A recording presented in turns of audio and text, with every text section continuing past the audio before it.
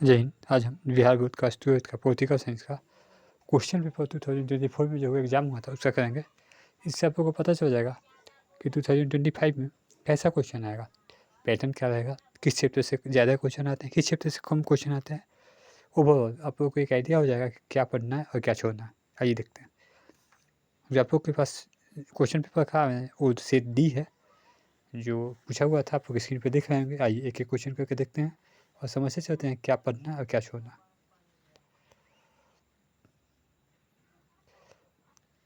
Screen पर question दिखा होगा, पहला क्वेश्चन है, थोड़ा सा जूम कर देते हैं। भारत में राजनीतिक सत्ता का प्रमुख स्रोत क्या है, कौन है? भारत में जो सत्ता है, राजनीतिक सत्ता है, उसका प्रमुख स्रोत क्या है, ये आप लोगों को बताना है। तो इसका जो पहला का आंसर होगा जो हो जाएगा आपका जनता। ठीक है, आइए दूसरा देखते हैं। निम्न में से कौन सी राजनीतिक निम्न में से कौन भारतीय राजनीतिक व्यवस्था की विशेषता नहीं? कौन से ऐसा 4 ऑप्शन दिया हुआ है? संस्थानक सरकार, स्वर्ण न्यायपालिका, संघात्मक व्यवस्था और राष्ट्रमय सरकार। कौन सा है जो भारतीय राजनीतिक व्यवस्था का विशेषता नहीं है? इसका आंसर सी हो जाएगा। ठीक है, आइए आगे देखते हैं।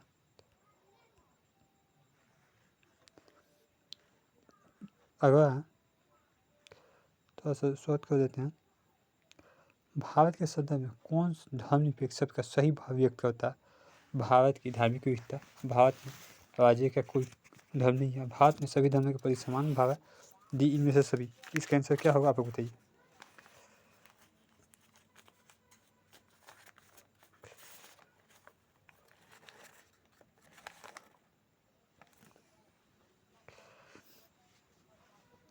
देखिए, भारत में धार्मिक विविधता, भारत में राज्य का कोई धर्म नहीं है, सही है। भारत में सभी धर्मों के प्रति समान के भाव, आप सी के साथ जा सकते हैं इसमें। ठीक है, इस ऑप्शन में आप लोग सी के साथ जाइए। अगला देखिए, भारत की संघात्मक व्यवस्था निम्न से किससे प्रभावित है? संघात्मक व्यवस्था किससे प्रभावित है? तो इसमें आप लोग ब्रिटेन के साथ जाइए, न कि आयरलैंड। ठीक है, यहाँ पे ब्रिटेन होगा, यही सही आंसर है। भारत में न्यायिक पुनरीक्षण का सरकार किससे भी गई थी? अमेरिका, ये सही आंसर है। ठीक है, आइए देखिए, भारत में न्यायिक पुनरीक्षण मतलब जो जुडिशियल फैसला है उसको रिव्यू, मतलब अगर जज कोई हाई कोर्ट गलत फैसला देता है सुप्रीम कोर्ट उसको चेंज कर सकता है। ये हम लोग कहाँ से लिए थे? अमेरिका से लिए थे। आइए अब थोड़ा सा आगे इसको देखते हैं। क्वेश्चन नंबर 6 है, पंचायती राज किस सूची में शामिल है? जो पंचायती राज है, संघ सूची है, समवर्ती सूची है, राज्य सूची है, एससी सूची है, किसमें है? देखिए, संघ सूची। क्वेश्चन नंबर 6 है, पंचायती राज निम्न में से किस सूची में सम्मिलित है? देखिए, एक होता है संघ सूची, संघ सूची जिसमें केंद्र सरकार काम करेगी, राज्य सूची जिसमें राज्य सरकार काम करेगी, इसमें केंद्र सरकार काम नहीं कर सकती है, और संघ सूची में केवल केंद्र सरकार करेगी, राज्य सूची नहीं कर सकती है। तीसरा आता है समवर्ती सूची, जिसमें दोनों करेगा, संघ सूची भी और राज्य सूची भी। और चौथा है डी, अवशिष्ट सूची। जैसे अगर ये तीनों में कोई नहीं है वो अवशिष्ट में चला जाता है। ये कॉन्सेप्ट आप क्लियर रखिएगा। अब हम बताते हैं कि पंचायती राज किस सूची में है। तो पंचायत का काम कौन करता है? राज्य सरकार, तो राज्य सूची में। इसका आंसर सी होगा। ठीक है, अब देखिए, किस सूची में दर बदर विरोधी कानून संबंधित है? तो दर बदर 10वीं सूची में है। ठीक है, आगे आइए, निम्नलिखित में से कौन सा विषय समवर्ती सूची में शामिल है? तो समवर्ती सूची में रक्षा नहीं, ये शिक्षा शामिल है। ठीक, शिक्षा, हाँ, ये मैं एथिकल आंसर का शिक्षा। आइए, किस संयुक्त अखिल भारतीय सेवा को प्रदान किए गए हैं? ऑल इंडियन सर्विस, मतलब जो IAS का होता है, ये आपको अनुच्छेद 312, ये सही है। ठीक है, आइए इसके आगे देखते हैं। इसमें एक बार आप लोग देख लेंगे। आइए अब देखते हैं। अगला क्वेश्चन है, क्वेश्चन नंबर 3, मौलिक अधिकार कैसा है? राति योग है, और राति योग है, कठोर है, रचिए। देखिए, मौलिक जो अधिकार है, फंडामेंटल राइट, ये सरकार हमसे वादा करती है कि हम यही आपको देंगे, आप नहीं देंगे तब सुप्रीम कोर्ट जा सकते हैं। तो इसके तहत हम कर सकते हैं कि वादी योग है, इन्फोर्सेबल है, मतलब ज़बरदस्ती दे सकते हैं। तो इसको आप लोग आंसर ए के साथ जाइएगा। ठीक है, ये थोड़ा सा भी गलत चल रहा है तो इस पर ध्यान नहीं दीजिएगा, जो हम करा रहे हैं बोल रहे हैं उस पर सुनिएगा। क्वेश्चन नंबर 11 है, निम्न में से किस प्रधानमंत्री का कार्य सबसे छोटा था? तो इसमें आप लोग चौधरी चरण सिंह के साथ जाएंगे। अगला बात, निम्न में से कौन से प्रधानमंत्री रिजर्व बैंक ऑफ इंडिया के गवर्नर रह चुके हैं? मनमोहन सिंह। आप लोग सी के साथ जाएंगे, सी, ठीक है, बार बार ऐसे कर रहा हूँ, सी के साथ जाइएगा। नोट का विकल्प सबसे पहले कब अपनाया गया था? इसमें आपको बताना है कि जो नोट का विकल्प है सबसे पहले कब अपनाया गया था? 2012, 13, 14 या 18? इसमें से कौन सा ऑप्शन होगा आप लोग बताइए।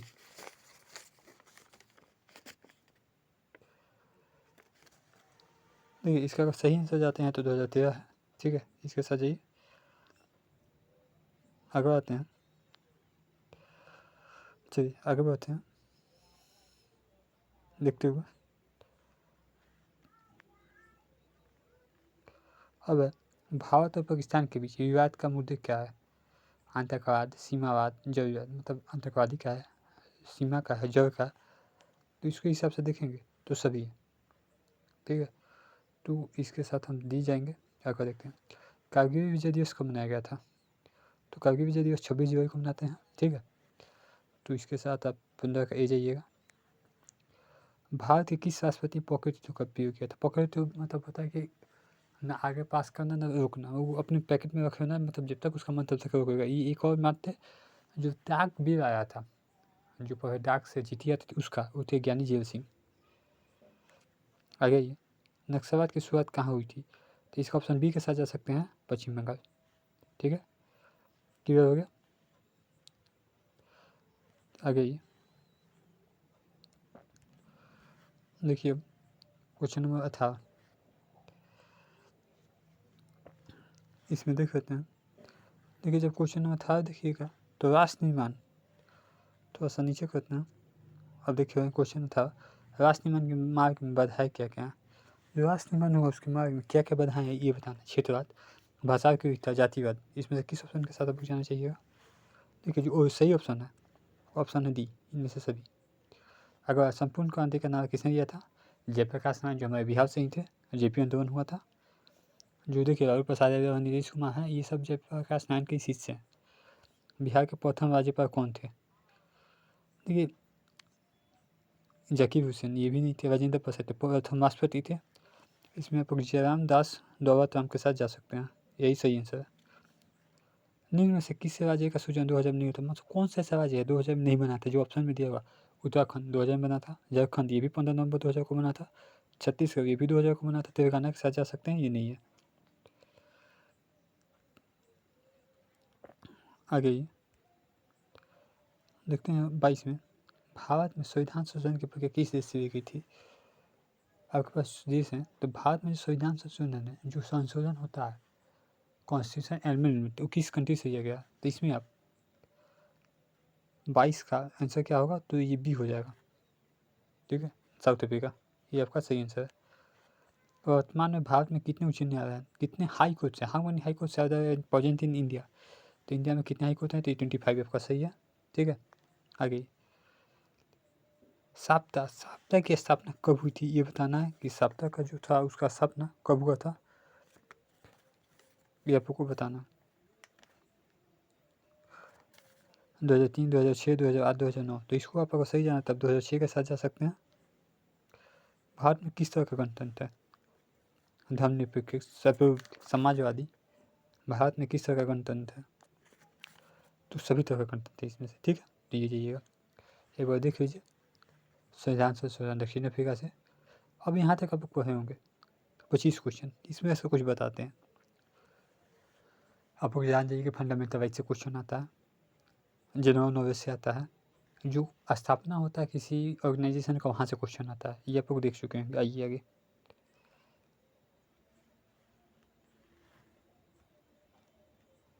अब देखिए 26 देखते हैं। अंतर्राष्ट्रीय श्रम संगठन 21 उपकरण है किसका? सार्क का, यूरोपियन संघ का, यूनाइटेड नेशन ऑर्गेनाइजेशन का, आसियान का, इस किसका होगा? ये बताइए क्वेश्चन नंबर 26। देखिए ये है यूनाइटेड नेशन ऑर्गेनाइजेशन, सी, ठीक है,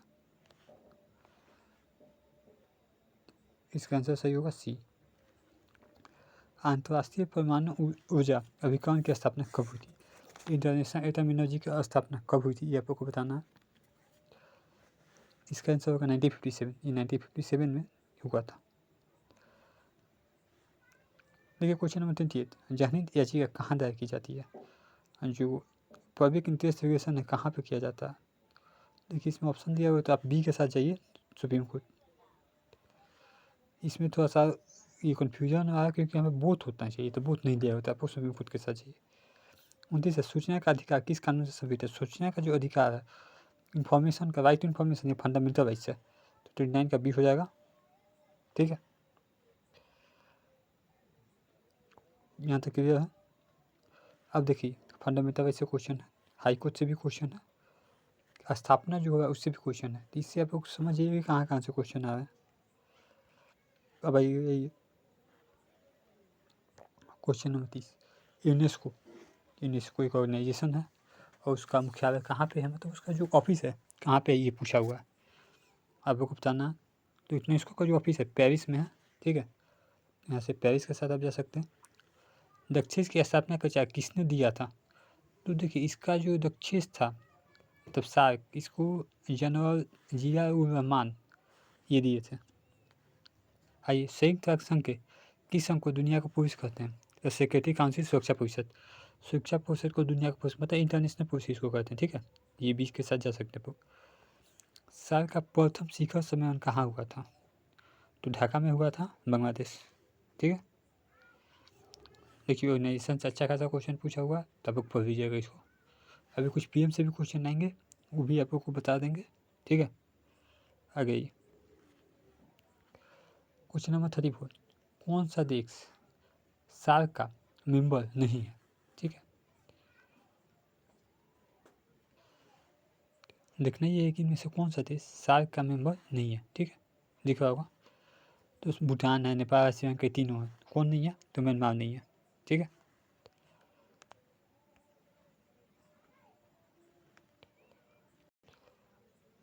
म्यांमार जो है वो सार्क का मेंबर नहीं है। ठीक है, तो आप म्यांमार के साथ जा सकते हैं। आ गई, कौन गुट निरपेक्ष आंदोलन को देश शामिल नहीं है? तो इसमें से आपको बताइए क्या होगा।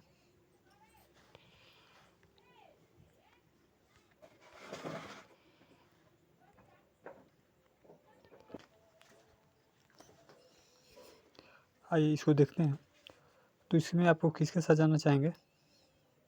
देखिए पहला है गुट निरपेक्ष, सीट यूट की राजनीति का तय था, स्वतंत्र राष्ट्रीय समन का अनुसरण करना, सैन्य गठबंधन से प्राप्त दूरी, समाजवाद और उपनिषद का समर्थन।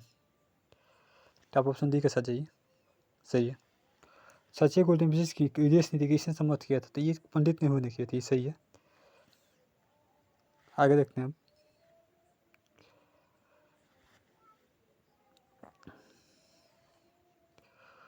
हम भारत के शब्दों का उपयोग कहाँ संविधान में किस भाग में किया गया? देखिए हम भारत के लोग एकता समाजवाद में ये विश्वास करते हैं, ये हम लोग को जो प्रस्तावना है उसमें लिखा गया है प्रियम्बर में। ठीक है, तो हम लोग प्रियम्बर के साथ जाएंगे। संविधान की 11वीं अनुसूची में कितनी विषय है? तो संविधान की जो 11वीं अनुसूची है उसमें 29 विषय है। ठीक है, ये पंचायत से संबंधित है, इसमें 29 विषय हैं। निम्नलिखित में कौन सा सब प्रस्तावना के 42वें संविधान संशोधन द्वारा जोड़ा गया था? तो 42वें संविधान से समाजवाद, धर्मनिरपेक्ष, ये सब जोड़ा गया था, जिसमें धर्मनिरपेक्ष ऑप्शन में नहीं है, तो समाजवाद के साथ आप जाइए। अगला देखिए, संविधान के पवित्र दस्तावेज किसने कहा था? संविधान को पवित्र दस्तावेज, स्केयर डॉक्यूमेंट्स किसने कहा था? तो भीमराव अम्बेडकर। 40 का ए होगा। आगे देखते हैं 41, केंद्र राज्य की संबंध किस अनुसूची में सम्मिलित है? लिखा होगा। जो आप लोग केंद्र और राज्य का मतलब स्टेट और सेंट्रल का संबंध किस में है, ये बताना। तो देखिए इसकी जो है 7वीं अनुसूची में है। ठीक है, ये ऑप्शन ए होगा। कौन सा अनुच्छेद भारतीय संविधान का आत्मा के रूप में जाना चाहता है? तो आर्टिकल 32। अनुच्छेद मतलब आर्टिकल होता है। अध्यादेश जारी करने के अधिकार राष्ट्रपति के पास है, तो कैसा अधिकार है? तो विधायी अधिकार है। आध्यात्मिक शासन का उदय सर्वप्रथम किस में हुआ था? तो अमेरिका में। ठीक है, आगे बढ़ते हैं।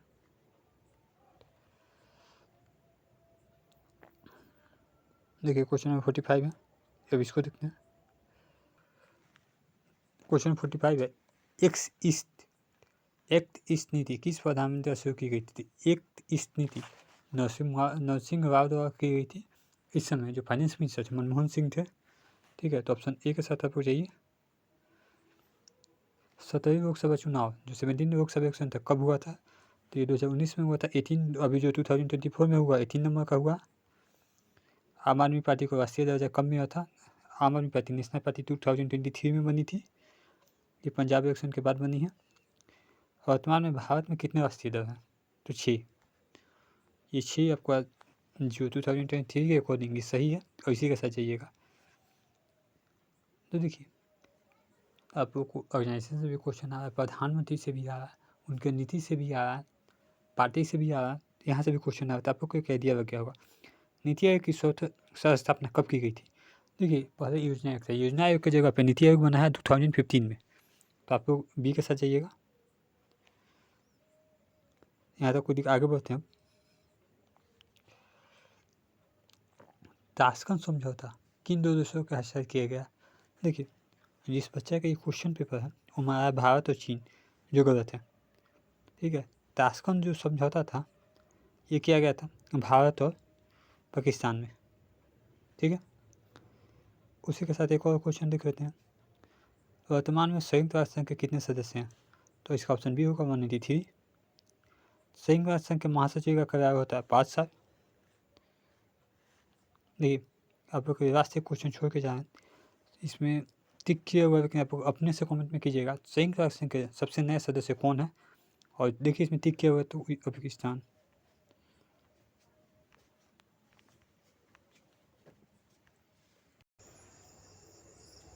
देखिए आप लोगों को 50 क्वेश्चन बनाना होता, मैं 53 करा दूँगा। आज के लिए इतना ही। अगर आप नेक्स्ट वीडियो में फिर कभी बना दूँगा। धन्यवाद।